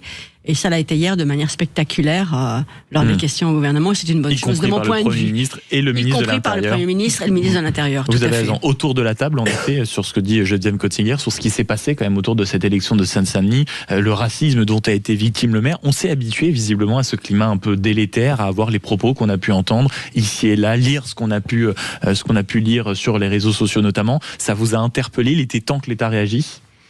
La position de l'État, je pense qu'elle est. En fait, l'État doit faire ce qu'il doit faire. Enfin, il est dans une position où il doit acter la chose. Donc, pour moi, c'est pas la position de l'État n'est pas problématique. Au contraire, il est plutôt, pour moi, il est plutôt du bon côté de la barrière. Moi, ce qui me dérange, c'est qu'on est dans un débat public, notamment sur ce type de questions où tout est radicalisé. Il n'y a même pas de place à la nuance. Et j'en reviens sur ce que le monsieur a dit, c'est que effectivement, il ne doit pas dire ces mots à ce moment-là, quand il est sur la séquence sur CNews, mais c'est tellement hystérique par la suite que, en fait, je ne sais même pas si aujourd'hui on est juste capable de critiquer ce maire, par exemple, sur ses propositions sur la police municipale. Moi, je suis pas du tout d'accord avec ce qu'il dit sur le désarmement, mais le simple fait de dire je suis contre le fait qu'il désarme la police, certaines personnes vont juste comprendre en fait tu le critiques parce qu'il est noir, alors que c'est pas du tout le cas. On a le droit d'avoir une critique politique qui peut être très forte sur ce type de personnalité, sur le fait qu'il est de la France Insoumise, et il y a énormément de choses à dire sur la France Insoumise. Je reviens aussi sur ce qu'a dit par exemple Ali Diawara, qui a utilisé un peuple, une formule qui est très, très proche du nazisme, un Reichenführer. Il a tout de suite supprimé sur les réseaux sociaux. Sur le réseau social X, notamment. Sur le réseau social X. Moi, j'ai envie de critiquer ce type de choses, mais je le fais pas parce qu'il est de telle ou telle couleur de peau, non, c'est juste son propos politique. Mais aujourd'hui, je pense que justement les critiques, et ça peut, effectivement, il y a pas mal de racistes qui se cachent derrière ce type de choses, fait qu'aujourd'hui, on doit absolument s'emparer de ce sujet. C'est là que l'État a une importance, mais il faut pas non plus se leurrer. Des partis politiques adorent instrumentaliser ce type de sujet. On l'a vu sur l'antisémitisme collective, absolument partout. Et ça devient une arme politique pour se faire quelqu'un ou pour se faire un parti. Jean-Christophe, moi, je crois que dans le cas présent de Saint-Denis, il ne faut pas non plus croire qu'on a affaire à quelqu'un qui est à la fois un bambin politique, un perdreau de l'année. C'est quelqu'un qui a su aussi exploiter de manière assez habile un contexte de polarisation extrême, ça a été très bien dit par Mehdi. Il joue avec. Les médias sont des médias aujourd'hui d'information, d'opinion, la plupart d'entre eux. J'y trouve pas grand-chose de répréhensible. Ça fait partie aujourd'hui de ce qu'on avait dans la presse écrite auparavant. Cette radio peut avoir des opinions, aussi des options, une ligne éditoriale qui peut varier selon les émissions, qui peut varier aussi selon les invités. C'est la force aussi. Alors parfois des médias qui se concentrent un peu plus d'invités parlant à peu près la même langue, et d'autres aussi. Donc moi je suis pas choqué. Ce qui me fatigue par contre beaucoup, c'est l'idée que parce que Monsieur Bakayoko a cette origine, a cette couleur de peau, on ne pourrait pas rentrer en collision avec ce qu'il propose. En sachant très bien, encore une fois, je vous le redis, qu'il faut pas être naïf. Si vous regardez le contexte de l'élection, si vous regardez la proposition de valeur, si vous regardez la manière dont ça a été approché, et si vous la regardez de manière assez neutre, vous verrez que la polarisation est des deux côtés. Et l'idée d'utiliser ce qui est une faiblesse d'un côté ou de l'autre a été largement monnayée, valorisée dans le cadre de l'élection. Anthony Martin-Smith. Écoutez, moi je repense à ce soir d'élection où il a été élu et il était reçu sur le plateau de Darius Rochebain et où il y a un propos où il faut tendre l'oreille. Mais il a été entendu et sous-titré, où en fait son premier propos, c'est de dire qu'il est noir. Et moi, forcément, ça me choque parce que ça revient systématiquement à avancer ce qui vous considérez fait de votre différence. Je peux très bien en parler, je suis aveugle. Donc c'est comme si je vous disais, mon premier propos, c'est que je suis aveugle, et donc nécessairement tout ce que vous allez avancer derrière sur la politique que je voudrais mettre en place ou que je vais mettre en place ou que je mets en place, eh bien votre propos c'est ne aussi peut pas prendre. Personnel, on peut comprendre qu'il a envie de mettre cette chose personnelle en avant, son origine et Ok, mais en quoi ça fait de vous une personne politiquement valable? Non, mais dans une première interview, on peut dire que pour lui, ça lui fait quelque chose parce que ça s'inscrit dans une histoire. On est au début du duplex, et puis vous avez Darius Rochebain qui lui ouvre l'interview, et son premier propos, c'est de dire que le maire est noir. Excusez-moi, ça n'a aucun sens d'avancer un truc pareil. Le maire est élu, le maire a des idées, le maire a un projet, le maire a une commune à diriger. C'est ça qui intéresse. Qu'il soit noir, qu'il soit jaune, qu'il soit rouge. Mais qu'est-ce qu'on s'en tape? C'est pas ça le sujet. Ce qui est le sujet, c'est ton projet, mon ami. Et donc, forcément, ça c'est pas ce qu'on a le plus retenu de lui, même si ses idées ont été largement mises en avant. Sur le désarmement de la police, par contre, il y a un vrai sujet, et discutons-en, mais ne mettons pas le débat du racisme sur la table, c'est hors propos. Mon cher Anthony, en l'occurrence, il y a eu des propos racistes, proférés à son encontre. Enfin, aussi. Tout à fait. Oui. Non, mais et cela n'empêche pas l'autre. Que ces idées politiques et que ces idées pour sa ville soient discutées, soient contestées, c'est autre chose. Mais là, en l'occurrence, ce qui était débattu hier à l'Assemblée nationale, c'est pas ça. C'est la comparaison avec un singe, pardonnez-moi. Donc ça n'a rien à voir avec ce que vous dites. On est sur deux plans tout à fait différents. Et je crois que ça sera une discussion, un mot de conclusion pour mettre tout le monde d'accord. Certes, il y a eu à son encontre des propos intolérables, et il y a aussi eu peut-être une instrumentalisation de ses propos à son égard pour empêcher des choses qui sont totalement critiquables, et dans ses propos, ou en tout cas des désaccords qui ont le droit d'exister dans un pays comme le nôtre. Mon cher Anthony, vous avez la parole, je vous propose de la garder, puisque vous voulez aborder aussi, vous, j'imagine que c'est un coup de gueule, en tout cas, c'est par rapport à un président américain qui lui aussi, avec des propos, font toujours beaucoup réagir. Je dirais que c'est un constat, c'est un mélange entre un coup et un constat, puisque là autre chose. Alors, tout à l'heure, on a eu le coup de projecteur, maintenant le constat, si vous pouviez de temps en temps respecter les consignes de cette émission, ça vous ennuie pas. J'irai vers le commandant Cousteau, entendez Donald Trump qui dit que globalement la guerre se finit en Iran dans 2 à 3 semaines, et qui a ordonné le départ du porte-avions, le 3e, le porte-avions Bush, qui va mettre lui-même 3 semaines à arriver dans le détroit d'Ormuz, ou en tout cas à ses alentours. Moi, je suis stupéfait en fait d'avoir cette politique totalement instable, qui est d'ailleurs sa marque de fabrique, à Donald Trump. Mais du coup, j'ai du mal à y voir clair, et je ne peux pas m'empêcher de m'émouvoir sur la situation de la population iranienne, dont on ne parle plus dans ce conflit. On parle des attaques, on parle de qui est à la tête aujourd'hui des gardiens de la révolution, du régime iranien, mais on ne parle plus de la population. Et donc je voudrais juste leur rendre hommage aujourd'hui avec cette idée que c'est pas parce qu'on envoie des porte-avions, c'est pas parce qu'on envoie des bombes que l'on résout le conflit, qu'il soit en Iran ou même en Ukraine. Et dans ce que vous dites, Anthony Martin-Smith, il y a cette question qui visiblement occupe des heures et des heures d'antenne, puisque c'est celle qu'on répète en boucle, c'est que est-ce que vous, autour de la table, vous décelez quelque chose qui pourrait ressembler à une stratégie de Donald Trump, c'est-à-dire que en fait, il balance un peu de brouillard, une fumigène par-ci, une contradiction, 3 tweets pour au fond savoir précisément où il va. Est-ce que vous êtes d'accord? Je vous vois sans trahir la vidéo, mon cher Jean-Christophe Gallien, totalement acquiescé à cette théorie. Oui, moi c'est un plan qui est beaucoup plus large. Il ne faut pas regarder simplement l'Iran ni l'Ukraine. Il y a 3 étapes. La première étape était, 3 géographies. Fermer les Amériques, et l'Amérique du Central, l'Amérique du Sud, ce qui est à l'œuvre. Je ne vais pas détailler ce qui est en train de se passer, qui a commencé au Venezuela, mais qui a surtout commencé préalablement avec des élections importantes en Argentine, évidemment, il y a quelques mois. C'est très très soutenu au Chili, puis on peut se déplacer en Amérique centrale, donc ça c'est clair. La mise sous tutelle, même si les Canada ne le dit pas, quand même très concerné, donc on a fermé les Amériques. Deuxième point, le piège du prix de la défense européen, c'est-à-dire qu'en gros, avec l'OTAN, l'idée qu'on va, sinon vassaliser, en tout cas, mettre dans une difficulté majeure l'Europe avec la guerre en Ukraine, sur l'idée qu'il va falloir dépenser davantage. Quand on a les budgets dont on parlait tout à l'heure pour la France, l'Allemagne et les autres, ça s'est réalisé, avec des accords commerciaux et surtout une guerre monétaire qui ne se dit pas, qu'on commande pas, mais qui est à l'œuvre. Et le troisième point, avant le dernier point, qui est celui du pivot indo-pacifique, c'était celui de tout ce qui concerne le Moyen-Orient, et notamment l'idée que, voilà, le contrôle de ce qui se passe en termes d'énergie fossile aujourd'hui est en jeu, est en quête. Il fallait repositionner. Ce qui va être fait malgré tout, vous le verrez, ça sera pas le même régime, ça sera pas peut-être le régime changement, encore qu'il faudra attendre les 3 semaines parce qu'à ce moment-là, les Iraniens sont comme dans une position majeure. Mais vous avez ce qui se passe autour du Golfe et des pays du Golfe qui est en train d'être réglé. Donc j'y vois, oui, une stratégie très globale. Avant le voyage qui est à l'œuvre aujourd'hui, à Pékin, qui sera le prochain combat parce qu'on aura pivoté à ce moment-là directement vers le Pacifique. Et peut-être qu'entre-temps, il y aura Cuba qui est visiblement aussi dans la lunette, bien sûr, voilà. Qui est dans la lunette de Donald Trump. Il y a plusieurs niveaux de lecture. Il y a déjà, de manière générale, l'espace des relations internationales est totalement en train de se recomposer et on voit un retour des empires. C'est là où je te rejoins. C'est que un pays comme les États-Unis est en train de redéfinir son précaré qui sera les Amériques. Son aire d'influence, ça sera les Amériques. Et on le voit un peu ce qui se passe d'ailleurs dans les Trois d'Ormuz, c'est que hier, quelques pétroliers chinois ont réussi à passer.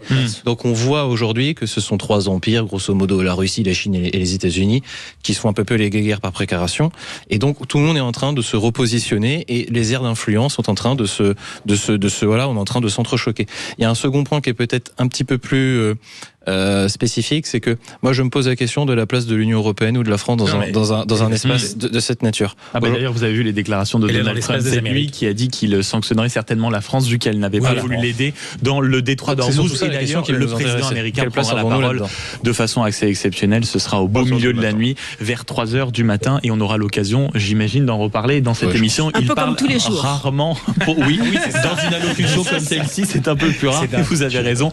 Les propos de Donald Trump sont souvent commentés. Dernière ligne droite pour votre émission, mettez-vous d'accord. Toujours en compagnie, vous venez de l'entendre, de Mehdi Reich, Jean-Christophe Gallien, Anthony Martin-Smith et Geneviève Gotzinger. Et on aura également le droit encore à un petit coup de gueule et à un deuxième petit coup de gueule. Voilà, comme ça, on fait ce qu'on a, on fait ce qu'on peut avec ce qu'on a sur toi. Tout de suite sur Sud Radio. Sud Radio. Parlons vrai. Le 10h midi, mettez-vous d'accord. Et dans cette série des coups de cœur et des coups de gueule, et ben finalement on est un peu macroniste sans s'en rendre compte ce matin. Il y a du 50-50 et avant qu'on y arrive, figurez-vous que à l'approche de Pâques, Sud Radio vous fait gagner des chocolats Jeff de Bruges. Et puis alors là, c'est pas en petite quantité, c'est en grande quantité, 500 grammes.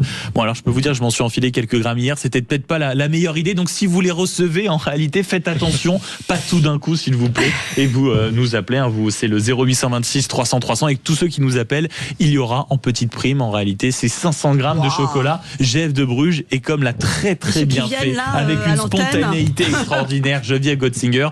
Waouh, c'est ça aussi l'effet de Sud Radio. Un petit coup de fil, un petit 0826 300 300 et c'était chocolat Jeff de Bruges 500 grammes qui arrive chez vous à l'occasion de Pâques. Ça, c'est fait. Mehdi, je me tourne vers vous. Oui. Plutôt que de piquer des chocolats, je vous vois, grand fou. C'est lié à l'alimentation en réalité. C'est quelque chose, on a oublié. Il y a une assemblée nationale dans ce pays. Oui, une assemblée nationale. Et quelque chose a été voté hier, ça concerne l'alimentation. Oui, alors pour moi, c'est un vrai coup de cœur parce que le sujet de l'obésité, notamment chez les jeunes et tous les méfaits que peut avoir le sucre, notamment sur les effets d'addiction. Donc hier, il y a une proposition de loi qui a été adoptée à l'Assemblée nationale en première lecture sur justement les sucres ajoutés pour les enfants en bas âge et dans les produits alimentaires justement pour les enfants en bas âge et pour les enfants. Donc je trouve que c'est une excellente initiative parce qu'on ne se rend pas compte à quel point le sujet du sucre est un énorme sujet de santé publique, notamment chez les jeunes. On parle beaucoup de surcharge pondérale chez les jeunes, ce qui est quand même assez particulier. Donc ça a été notamment lancé par le député Cyril Isaac Sibille.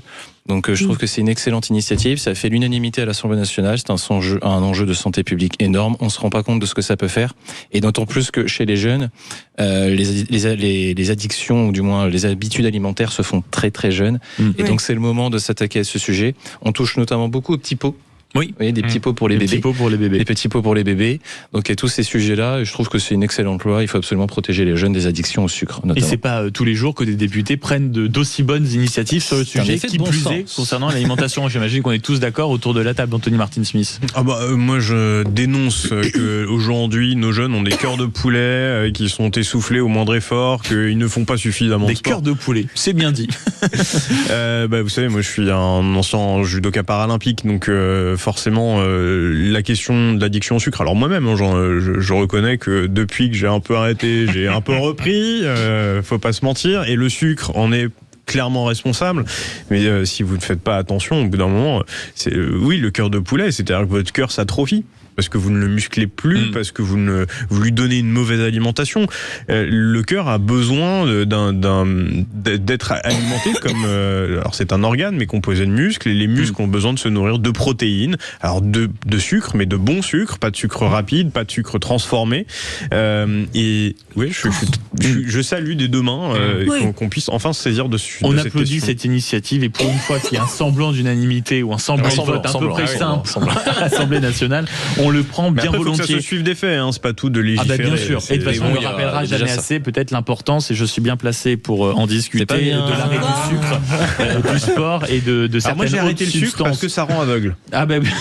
Oui, si. On parle pas du diabète, mais le diabète chez les jeunes, vous le dites depuis le début de l'émission, je vois un peu moins bien l'horloge devant moi, donc je vais peut-être devoir me méfier. Je me tourne vers vous, Jean-Christophe, ce sera pour un coup de gueule, et ça concerne la culture et un domaine finalement qu'on connaît tous, c'est le cinéma, avec des acteurs qui sont, qu'est-ce que vous me dites, ressuscités par l'intelligence artificielle. Exactement. Vous savez, il y a eu une petite vogue ces dernières années, mais qui était liée à l'idée presque romantique qu'on faisait revenir des personnages dans La Guerre des Étoiles, dans d'autres, parfois des séries, des personnages mythiques, et qu'on réinstallait pour quelques séquences, quelques scènes dans les films. Là, c'est quelque chose qui est différent dans un film qui va sortir, qui s'appelle As Deep As the Grave. C'est un titre assez triste et tristement ironique pour quelque chose qui veut dire aussi profond que la tombe. C'est Val Kilmer qui est mort, qui a lutté après avoir lutté contre un cancer, qui va jouer un rôle complet. Son IA, son IA qui le ressuscite, va jouer un vrai rôle dans un film. Il a un rôle titre dans un film avec d'autres acteurs, comme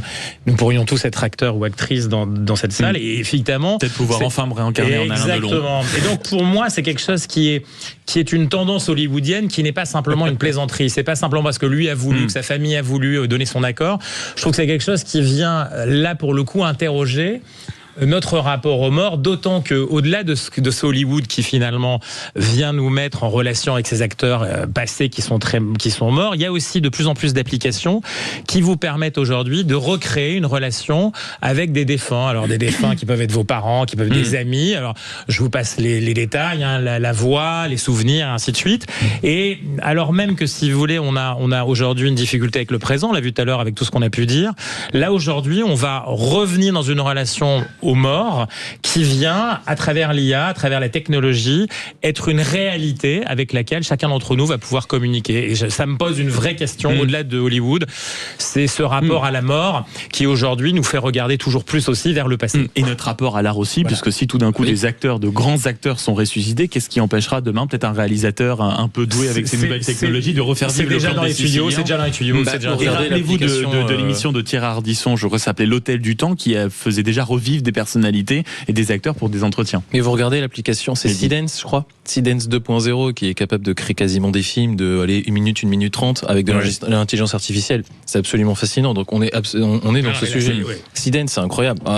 Dans pas très longtemps, je pense qu'une grande partie des studios vont être et ce sera forcément un sujet qui va continuer, et à mon avis qui inquiète déjà, notamment au plus haut niveau, c'est-à-dire au ministère de la Culture, bien sûr, les peintres, les réalisateurs, les acteurs et d'autres. Même question sur le doublage, où beaucoup d'acteurs redoutés, que tout d'un coup des jobs notre temps passé à parler avec les morts. Je vous le dis, c'est vraiment ça sur le terrain personnel qui est plus inquiétant. Dans un instant, sur Sud Radio, c'était un plaisir que de vous accompagner. Je vous remercie, Jean-Christophe Gallien, pour ce coup de gueule et pour cette participation à l'émission. Politologue et conseiller en communication, Geneviève Kotzinger, présidente de l'agence Image, Mehdi Reich, analyse politique, Anthony Martin-Smith, qu'on retrouve dans un instant, bien sûr, en direct du salon où seront Perico Légas et Maud Koffler, qui est tout simplement le salon Global Industries. C'est au parc des expositions de Villepinte, et accessoirement, on vous retrouve tous les samedis à 20h30 dans l'émission Il faut que ça change sur Sud Radio. Très belle journée sur cette antenne. Moi, j'ai le plaisir de vous vous retrouvez demain entre 10h et midi. Sud Radio.